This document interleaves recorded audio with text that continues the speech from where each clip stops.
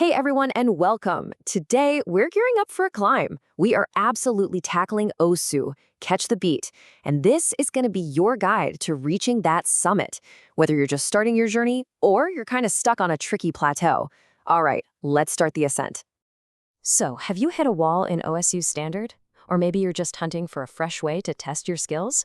Well, if you've been looking for a new rhythm game mountain to conquer, you might have just found it right here. So why even play Catch the Beat, or CTB as we all call it?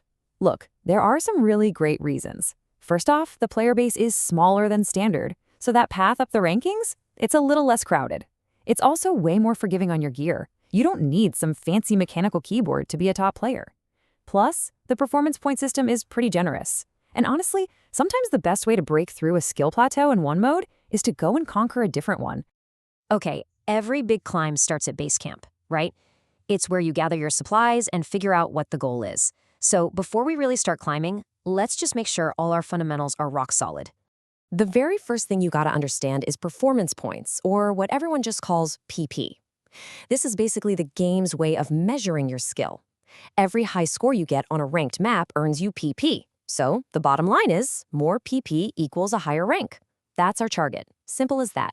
Getting set up is super easy. First, you need maps. Lots of maps. The source for this guide recommends grabbing all 300+ ranked CTB-specific maps from the get-go. Then go dig through the beat map packs for even more. Second, sort out your controls. The defaults are fine, but seriously, spend a minute and find a key setup that just feels natural and comfortable for you. All right, so you've started the climb, you're gaining altitude, fast, everything's going great. But then, bam, you hit it. That first major plateau, that wall that shows up somewhere between 1 and 2,000 pp. This, right here, is where the real test begins. If you're stuck in this range, these thoughts might be on a loop in your head. Grinding for a whole week and only gaining like 5 pp. Fruits that just seem impossibly fast, no matter what you do. And that desperate search for those so-called easy pp maps. Yeah, we've all been there. The good news? There is a way through it. To break through this wall, you need to fundamentally change your mindset. It all starts with a dash. You have to master it so completely that dashing becomes your default. The question in your head is no longer, when should I dash? It becomes, when should I not dash? You also have to get really comfortable with AR9. AR is just the approach rate, how fast the fruit shows up. And AR9 is everywhere. Climb slowly from there. And please, do not just jump straight to AR10. And finally, you have to believe, if another player can full combo a map, so can you. Okay, getting past that first wall is one thing, but accelerating your climb, that takes a whole new strategy. It's not just about playing more, it's about practicing smarter so you can achieve peak performance. This quote right here is the core philosophy for improving fast. If you only focus on farming points, your actual skill is just going to stagnate. But if you focus on genuinely getting better, playing harder maps, learning new patterns, the PP will just start rolling in as a natural result of you getting good. And this slide illustrates one of the best ways to practice. Short, TV-size maps are super tempting, right? You can memorize them, but they usually have way harder patterns, and a single miss can ruin your score.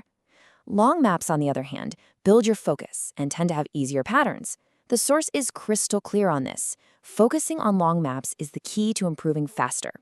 So what does a smart practice session even look like? Well, first, play a huge variety of maps. You need to see new patterns. You have to push out of your comfort zone. Play maps that are so hard you can only get an A rank at first. If you do retry a map, make every single attempt count. Go for a better combo or higher accuracy. And here's a little pro tip for you. Go check the top plays of players who are ranked just a little bit ahead of you. It's a great way to find maps that could be your next top play. We've covered the mechanics and the strategy, but there's one opponent every single player has to face: their own nerves. So let's talk about the dreaded choke and how to beat it. Man, this says it all, doesn't it? You're on a perfect run, you're about to set a new personal best, and then your hand slips. Ugh. That feeling of wasted effort and frustration is something we all know. It's the choke, and it is absolutely infuriating. So what's causing it? Honestly, it can be anything from a random lag spike to a bug flying in your face, but the main culprit, the one affecting like 90% of active players, is what the source calls Osu nerves. You know that shaky feeling you get when you suddenly become aware of how good your run is? Your own brain becomes your worst enemy. Luckily, you can fight back. First thing, hit Shift and Tab to hide the entire user interface. If you can't see your combo and accuracy, you can't get nervous about them. Get it off the screen. Train yourself to only look at your stats during the break sections. And finally, stay vigilant. Always assume there are notes after a spinner so you're never caught off guard. Okay, with your gear set, your strategy honed, and your nerves under control, you're ready to push for the summit. Let's cover the advanced tools that are going to get you there. Mods, this is how you multiply your PP gains. Hard Rock is a huge one, but it does require you to be able to read AR10. Double Time is pretty much described as a must-learn mod. Speeding the map up 1.5 times can make some scores incredibly valuable. Hidden is considered optional. You can totally reach the top without it, but it's a powerful advantage if you can master it. And hey, one last super crucial piece of advice to make your climb smoother: always prioritize maps that were designed specifically for Catch the Beat. They're often patterned more intuitively and are just generally easier to play than maps that were automatically converted from Osu standard. So there you have it. The route is mapped out, the strategy is clear, and the tools are right here in your hands. You have the guide to the summit. The only question left is, what will your next top play be?